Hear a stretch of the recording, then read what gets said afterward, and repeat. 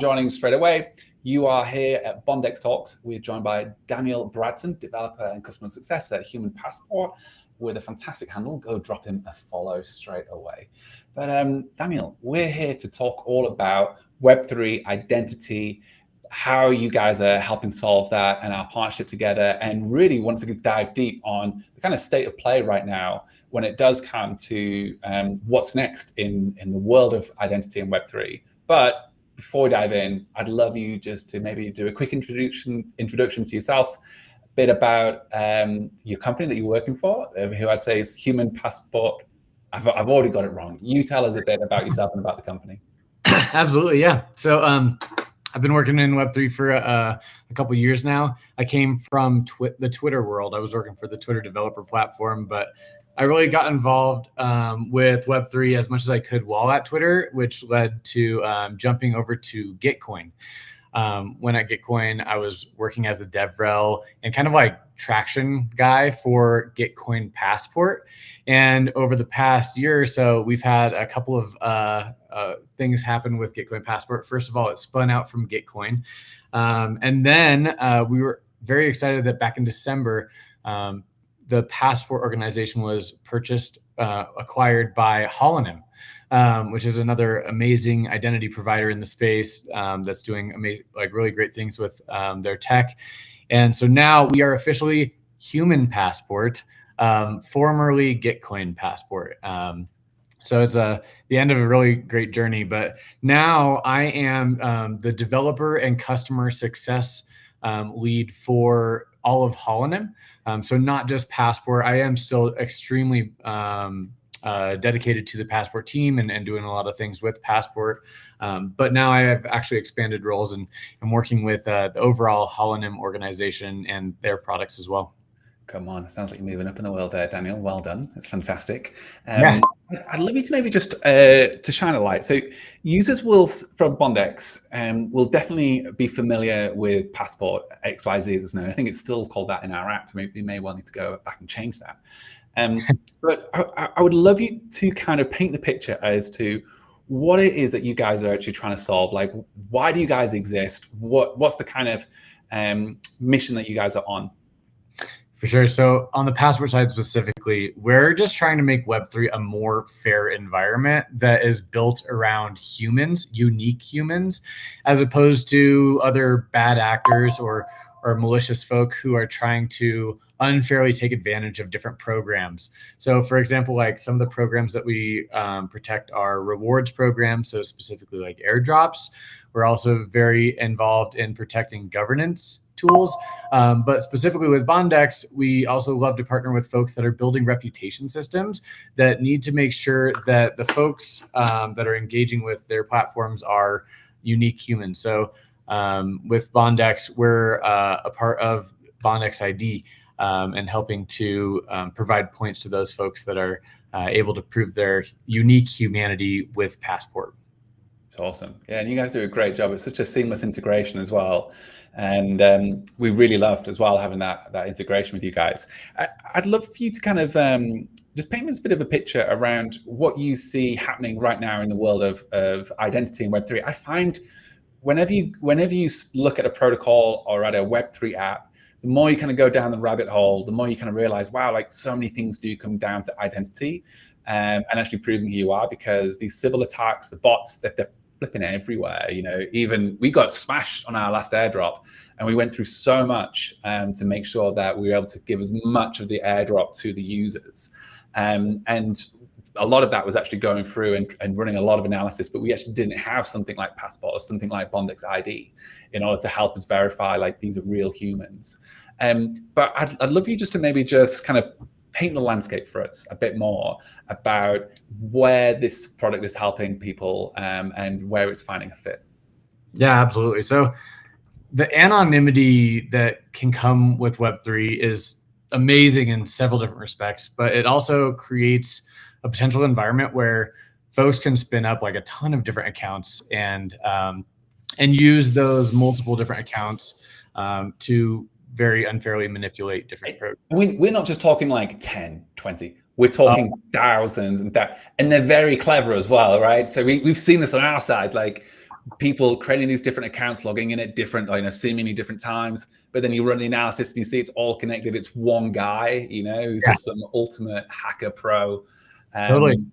Yeah. And a matter of fact, I was just at ETH Denver this past week, and I was like kind of at an event and struck up conversation with this crew, and it happened to be a crew of professional Sybil developers, and so almost like your arch enemies, right? These are the nemesis of Passport or of humanity. It's great. It was a fascinating conversation. I won't go too deep into that, but each of them individually had over thousands of accounts, and so Sybil behavior changes, so does like Passport. Like, we have to continually be adapting and updating our product, and like reviewing the different stamps that we have available within Passport, to make sure that we're always providing strong Sybil defense, like a strong, unique human signal to our partners who are relying on us to protect their programs from these bad actors.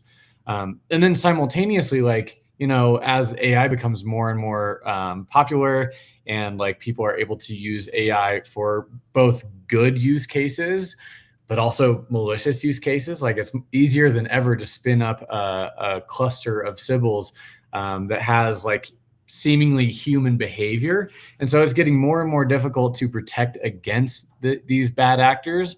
And also more and more important to try to find good solutions for those folks that are building positive use cases with AI, and multiple different walls on that side of things too. So it's really an exciting time to be in identity because of that paradigm. But on top of all that, there's a lot of brand new technology, like newer technology that we're really excited about. Like, for example, ZK Tech. One of the great things about being acquired by Holonym is like Passport's bringing a lot of traction to the Holonym organization and Human Tech, which is kind of the product suite that they offer. But Human Tech is providing phenomenal technology back to Passport that we're going to integrate into Passport to not only make it more privacy preserving, more secure, but also more decentralized. So some of this newer tech that's coming out that could be applied in great ways to improve decentralized identity as well. Interesting. So for those who aren't aware of what ZK technology is, what it works, how it works, for me, I'm a big believer in it. I feel like, especially with Bondex, we're really looking at how do you show up in the professional workspace. And sometimes you don't want to share everything. We literally just had a conversation about some features that we're looking to roll out, and we did some customer research, and everyone came back being like, "Yeah, I don't want to. I don't want to have that on my public profile. I don't want to have that publicly shown." And we're seeing this move from, "Hey, everything's on chain. Look at everything I've done," and you see literally everything, and you kind of start dotting the wallets together and make the connections, and you get this full, very detailed picture of someone. Whereas ZK offers a seemingly fantastic solution to this. But would you just help our users kind of understand a bit about what ZK is? Yeah, absolutely. So ZK is enabling, gosh, what's a good metaphor? Metaphors are terrible with this one, but I hear so many of different ones, and I never know which one to double down on, but I would love to hear your take. Totally, yeah. So it enables, like, if a user were to verify a certain element of their identification, they can do so in such a way where if they create a ZK proof out of that, they can provide just kind of like a proof that they were able to verify that to whatever company is interested in that verification. So instead of them providing like their ID or like maybe the country that they're from to make sure that it's like not sanctioned, they can just provide a ZK proof that's like this individual, that just says this individual is not sanctioned and doesn't include like the specific country that they're from, to protect their identity. So there's a lot of different ways that this can be applied, but we're most excited specifically about kind of that. So we do have KYC as one of or multiple of the stamps that are available within Passport. We are 100% privacy preserving, so we do not collect any personally identifying information. But with ZK technology, we can kind of take that a step further and take some additional pieces of information from KYC and provide that back to our partners without exposing like the age, for example, of a user or the country that user is from. We can just be like, this user is over 18 if that information is important to a partner, and this user is not from like a sanctioned country, and still protect their privacy. So we are like, that is one of the big things that we're really proud of. We don't collect IP information. We don't collect any of that privacy or personal identifying information from Passport, which is kind of like a differentiator from some of the other folks that are working in. I mean, yeah, let's dive into some of the other folks. So quite recently, I went down to a World ID little, I don't know what you call it, a hub, I guess. And it was, there's a film called Minority Report, not sure if you've seen it, where there's these orbs, they scan your retinas, and it is the most dystopian future you could possibly imagine. And here I am getting my face scanned at a World ID place, and it felt very odd. I can't lie. And we're really interested in World ID. We're they're making huge steps. But I totally understand why people feel nervous about this step forward in KYC, biometrics, proof of humanhood, and different approaches. How do you guys think about people like World ID, and there's others, when it comes to actually taking biometric markers from KYC? And also, like, you must get this all the time of like, why do I want a KYC? Isn't the whole point of Web3 to stay anon? You're just going to dox me straight away. This is not what I'm signing up for. What's your usual rebuttal or your usual approach or thought as a company or angle that you take when you're coming up against this with users? That's such a great question. And I'm not here to bash World ID, but like it's public knowledge. Come on, Daniel, you're your competition, I think. I don't know. Hot take, right? Hot take.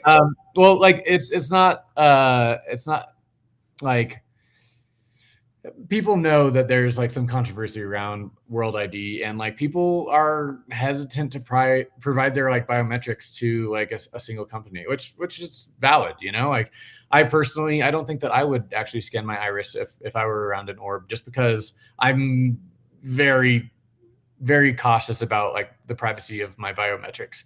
Now that being said, biometrics is one of the stamps that is available with Passport. And so the reason why we are so excited about the solution that Passport offers is because it's an aggregate of a variety of different identity verification tools. So we do have the biometrics through Civic, which is one of our great partners. That's using like face tech, so just scanning the face. There's also KYC. So we have KYC with both Holonym's KYC, but also with Binance.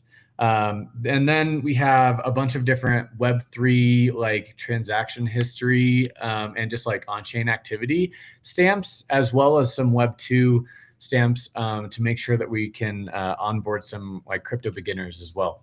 So instead of requiring like a single identity verification type like World ID and some other folks in the industry require, what we do is we allow users to pick and choose which identity verification tools they're most comfortable with to prove their unique humanity. So let's say I'm not comfortable with biometrics, then I can always go with the KYC stamp and maybe some of the Web3 on-chain activity stamps. Let's say I'm brand new to crypto. Instead of relying on those on-chain transaction history stamps, I can go ahead with the Web2 stamps and maybe KYC and the biometric. So it's really kind of like enabling users to pick and choose their way, what they're comfortable with to prove their humanity, instead of requiring one specific type. And that's why our partners like love us so much. Like we are over 110 partners now that have used Passport to protect their different programs. We have over 2 million users.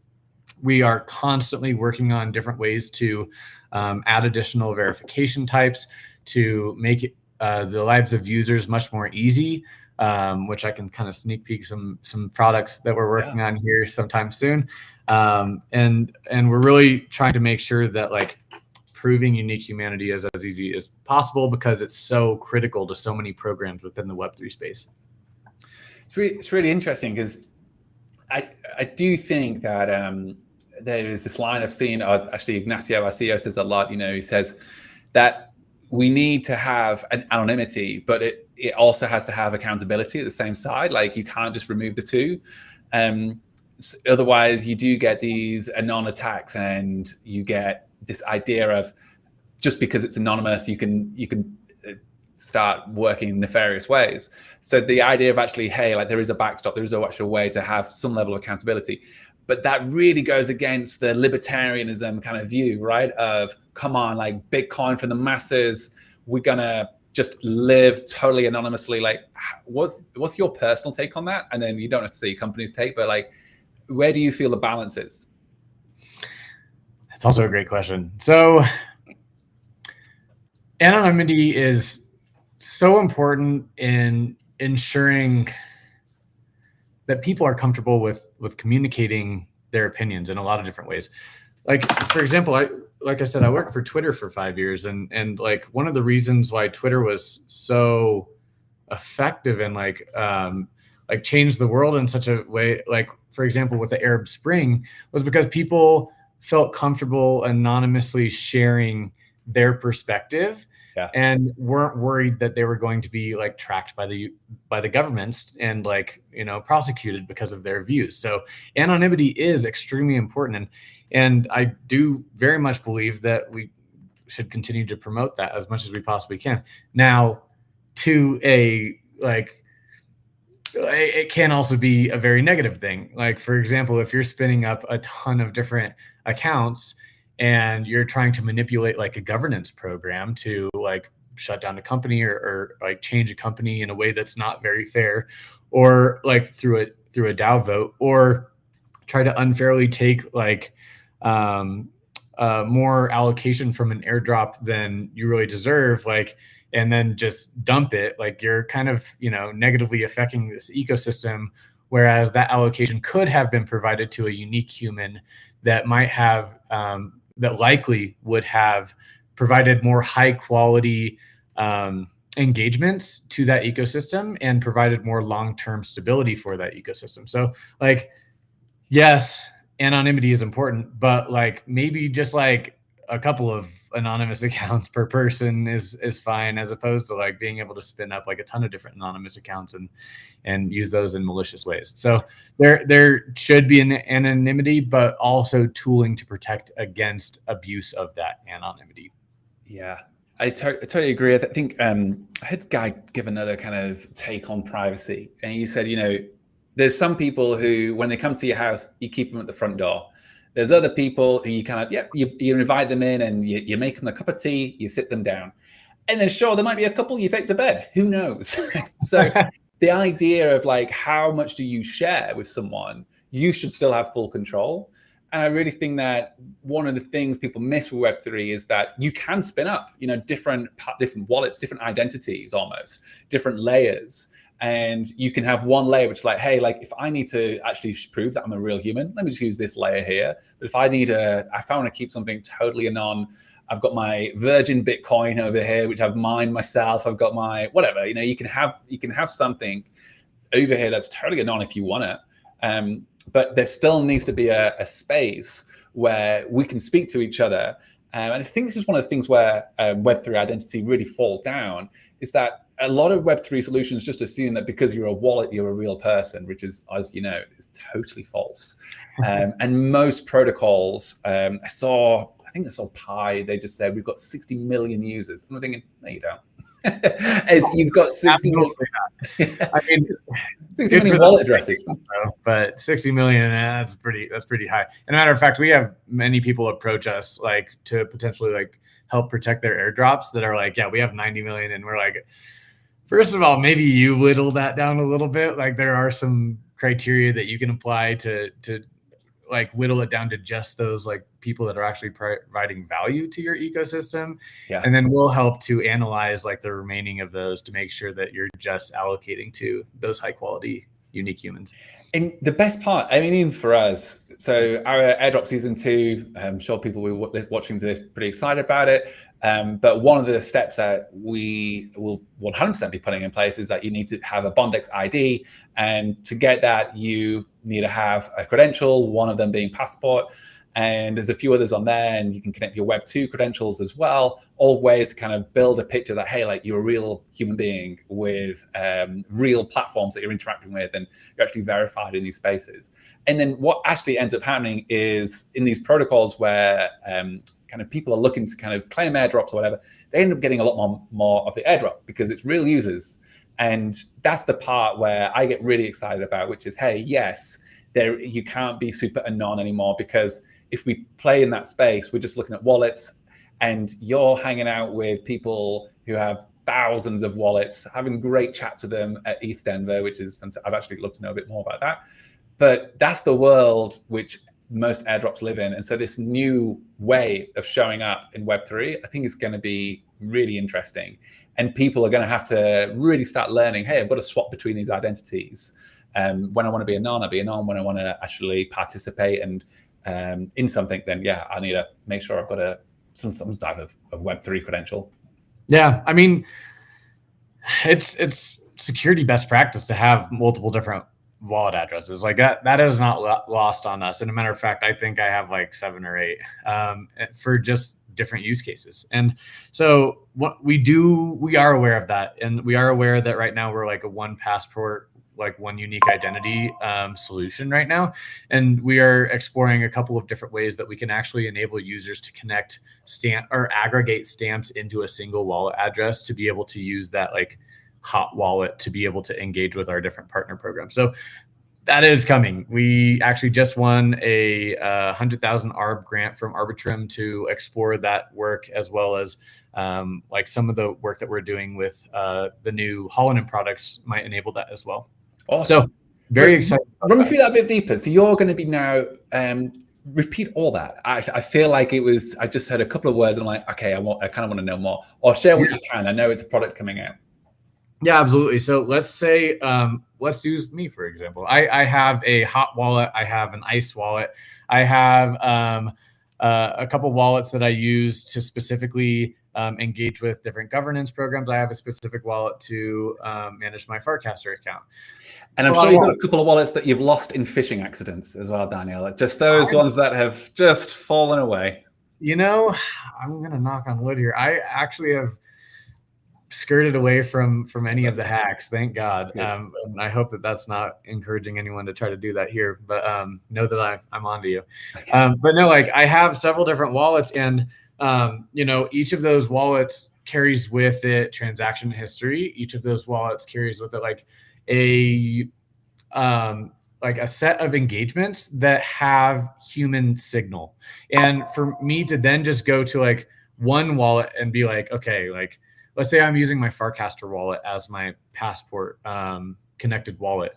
Like that is not going to be able to build up a ton of points because it's just like one slice of like my Web3 online identity. So what we're working on, and this is more for like folks that have been around crypto for a while, because this is like a use case that they typically follow. Like we're working on enabling me to, in a non-doxing way, connect these wallets together privately, so that like it's not exposing that all of these wallets are connected in my network.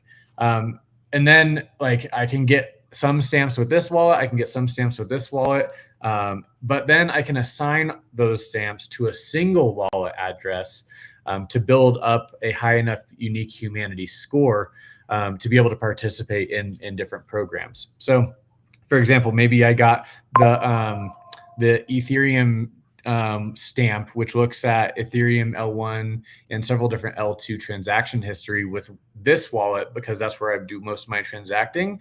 But then I have like a separate, let's say, safe stamp with a separate wallet address. I can assign both of those to a single wallet address, and kind of aggregate those together. So,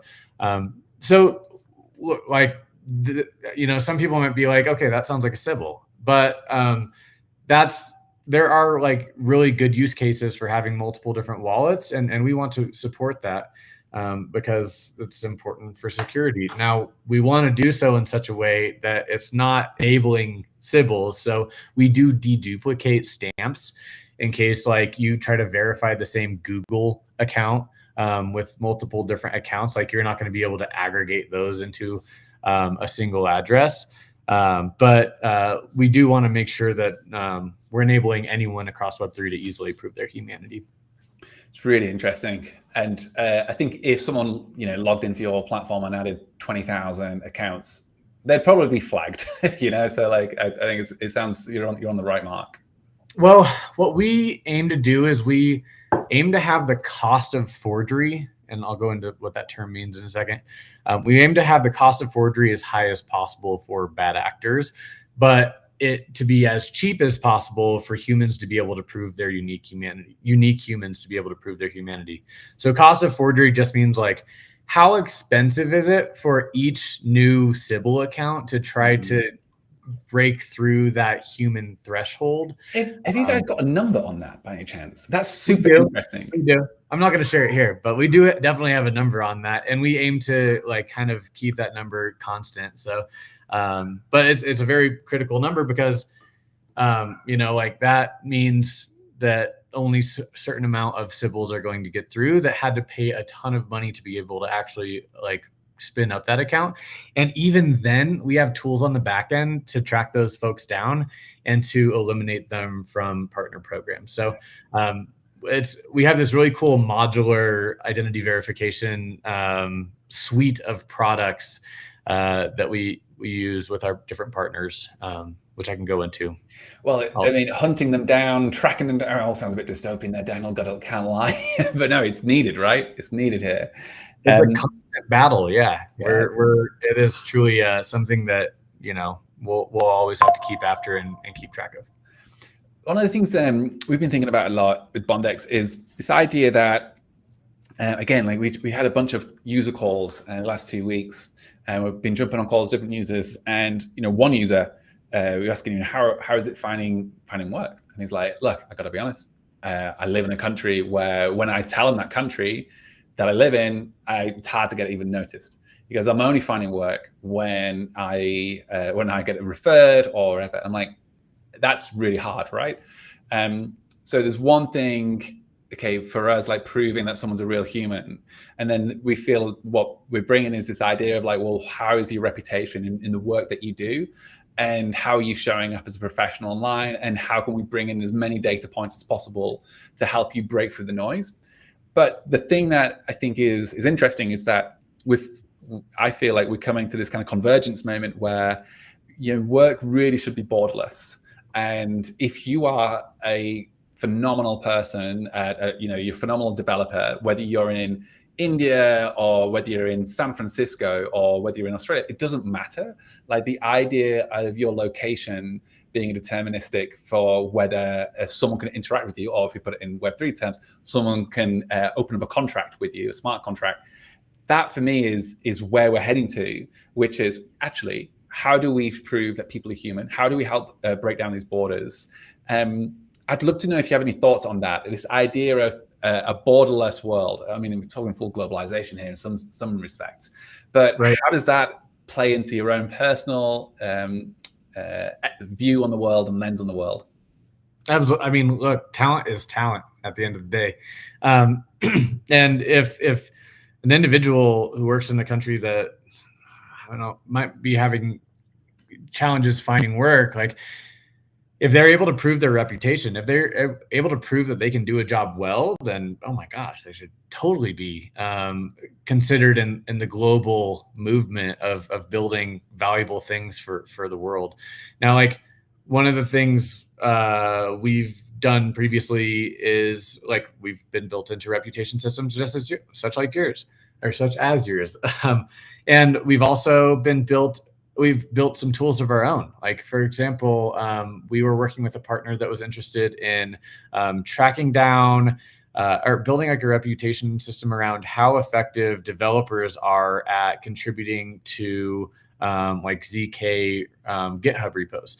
And we kind of helped create like a badge system for them to explore like how many commits different developers were able to make to very specific set of repos, and then use that in like the hiring process. So like the more reputation systems that we can build to enable people to prove their worth and to prove their skills that they can bring to a company, the better, because then it really breaks down the like other kind of challenges around identifying a good person to be hired, such as like borders, which really, in my opinion, doesn't matter for the most part. Maybe there's a couple borders that matter.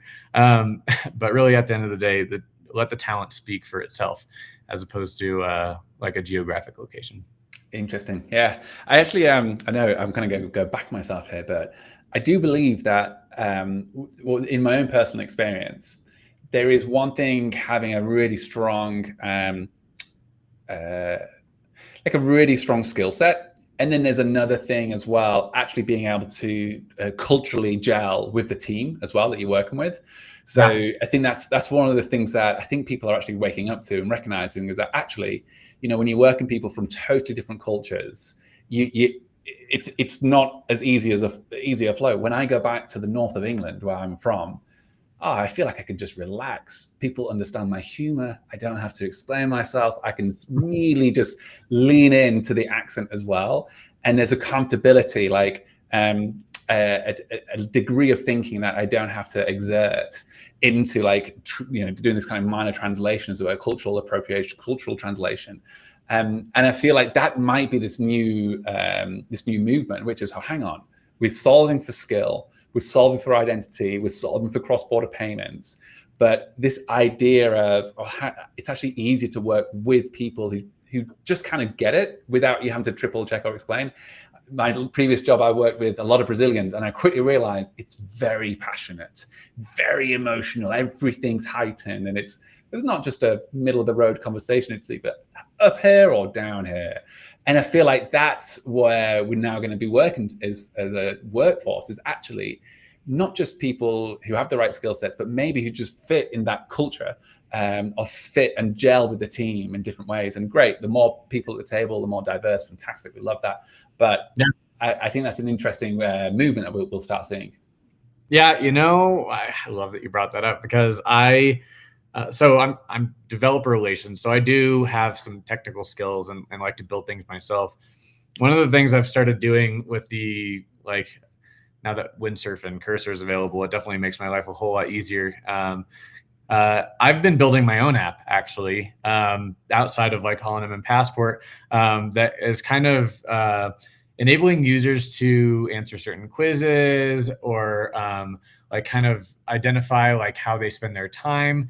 And it's kind of like a combination of using the modalities of intelligence to characterize like how a person spends their time, but also like incorporating personality quizzes, and then trying to bring that data on chain to help with like building out solutions just like that. So like, honestly, that would be a really cool thing to build into Bondex, is like have a kind of personality quiz type situation to identify like how a person works, and then be able to pair how that person works with how other people try to work, and maybe even give recommendations for how they can engage with each other based on their cultural differences.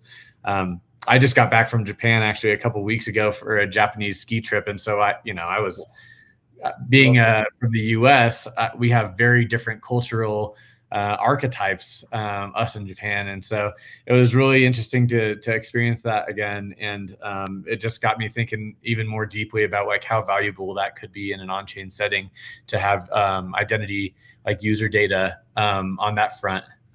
Like almost like a behavior profile index. A sense of, I'm obsessed. I do a lot of these myself. I think I've done the Strength Finder report. I've done the what's the one, the Myers-Briggs. I've done the what's the one we always do now, the Enneagram. I've done them all. Achiever. Yeah You achieve. I'm a 9. Very much a peacemaker. I love that stuff too. Love keeping the peace. But I think, you know, in my previous company, one of the things they were really hot on is any exec that came in, they would actually make everyone take a profile test before actually starting, not to kind of disqualify from the job, but actually to see, okay, these guys are starting, this is how they would need to be communicated to, this is how like this is how you get the best out of them. And then all the exec team would kind of just manage it. And it was a bit of like, we all had a Excel spreadsheet with a bit of a like a hack of like, if delivering bad news, do this. If delivering good news, do this. If in a meeting, ensure this. And I thought it was very interesting because it's not that, I think going back to that first thing I mentioned about when I go home, I don't have to think, right? Because we're all kind of doing this, we talk in the same way, we say the same jokes, we all sound the same. But when you're now working in this global workforce, these are some of the kind of hacks that actually enable you to be a lot more productive as a team. And if Bondex is solving for kind of like the reputation side of like, how good can you do your job? How, you know, how good is your skill set for the jobs that you're applying for? And if you're solving passport in terms of, are you a human with a beating heart type feel? And are you showing up, you know, how human are you? This maybe one of those kind of middle grounds that needs to be filled. So yeah, really interesting, Daniel. Yeah, and hey, if once the app's out and announced, we'll give you a retweet. We'll help you out there for sure. Yeah, for sure. It's a work in progress, but I'm hoping to get it to a good spot. It's kind of got a unique stance on like self-actualization and like better balancing your time based on some of these personality traits. So yeah, I'll let you know. Yeah, awesome. Dan, well, this has been really good. I know from our side with Passport, it's been a fantastic integration for Bondex Reputation. We have had, I think I mentioned earlier, over 200,000 attestations now on base, making us the #1 attestator in February, ahead of people like Coinbase and others.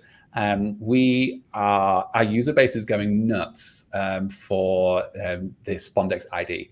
We've launched profiles allowing users to create public profiles where they can show up with their work history, with their reputation, and with their kind of on-chain activity, their NFTs, their POAPs. And we're really grateful that Passport exists, or Human Passport exists, to allow us to really show that, hey, these users are real. They are available for hire. We're building the world's biggest Web3 talent pool, and we want that talent pool to be 100% real humans. So very grateful for the work that you guys do. Before we wrap, is there anything that you wanted to share, anything you wanted to say that maybe we've not touched on? Yeah, maybe a couple things. So first of all, one of the things that we kind of talked about previously was like airdrops and how Passport can help protect airdrops.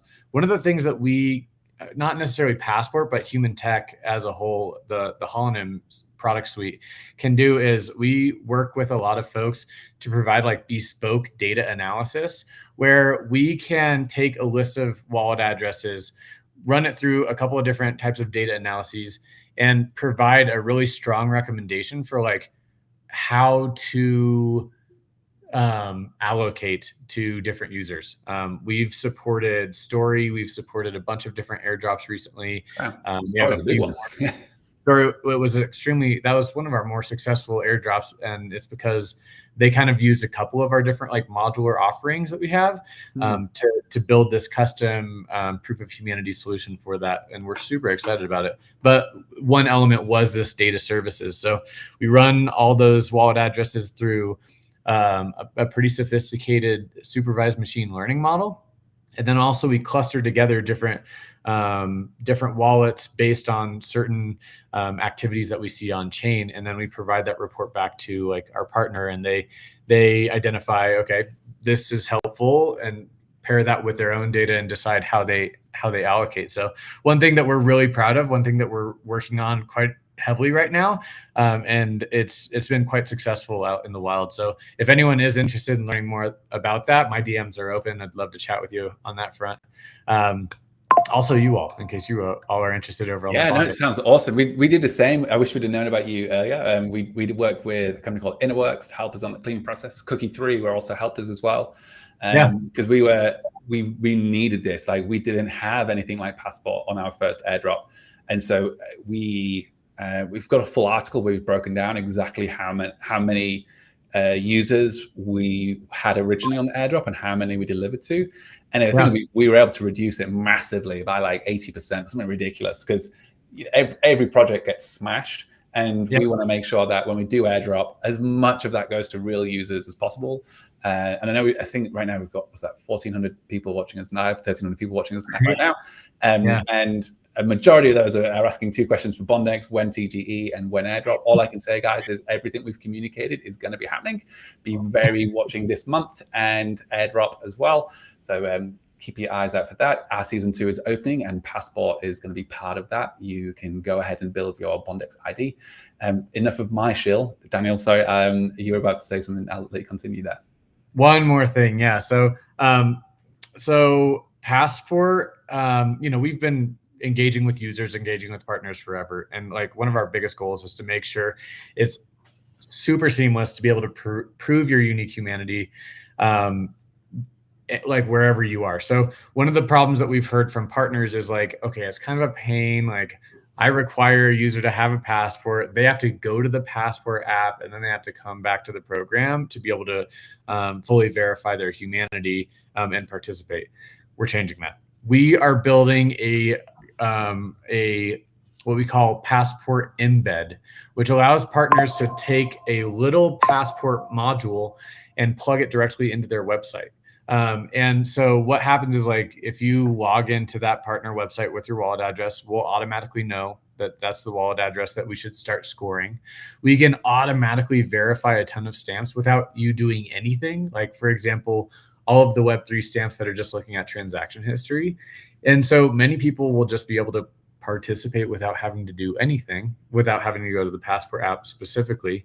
But for those users that didn't quite get a high enough score to be able to participate, they'll be able to actually verify stamps directly from that partner website, without, once again, having to go to the Passport website. So we're super excited about this. We're calling it the CAPTCHA of Web3. We think this is going to change everything. We're super excited. We've already had a couple of partners lined up for as soon as this is ready. It's probably going to hit beta in a couple months, maybe sooner than that. So we're going to share some sneak peeks about what this is going to look like shortly. But if anyone's interested in that, make sure to follow at HUMN Passport. That's the one. Nailed it. We're fast over here, Daniel. We move quickly. You say it, it's on the screen, not a problem. That's amazing. Or me, at LEBRAAT. Done it. There it is. It's right there. We've got you. We've got you. Awesome. So yeah, we'll be sharing a lot more details about that sometime soon. But yeah, like we're also very open to feedback. If anyone has feedback on, like, maybe our stamp selection or how we're going about doing things, I'd also absolutely love to hear that. Awesome. Well, I, for one, am very excited. I like the idea of a different type of capture, because I get called a bot most days because I still don't know the difference between a bus and a car, seemingly. Or a sidewalk and a crossroad. It gets me every time. So definitely need a better version of that. So yeah, really good. Daniel, thank you so much for your time. It's been really enjoyable stream. And for everyone who's watching, please go give the Human Passport guys a follow. Go check them out. Even better, go mint your Bondex ID using your Passport score. I checked on mine earlier. I think I'm at 56 Passport score. I don't know if that's good or not. 56, phenomenal. Phenomenal. There we go. I'm actually gonna add that to my list of quotes about myself. Phenomenal Passport ID score. Fantastic. Daniel, it's been really fun. Thank you so much for your time, and we look forward to doing more with Passport, and we'll hopefully have you on again soon. Yeah, thank you very much for the platform, the professionalism, and the partnership. It's been great working with you all. So looking forward to chat again soon. Lovely. Thank you, Daniel. Speak soon.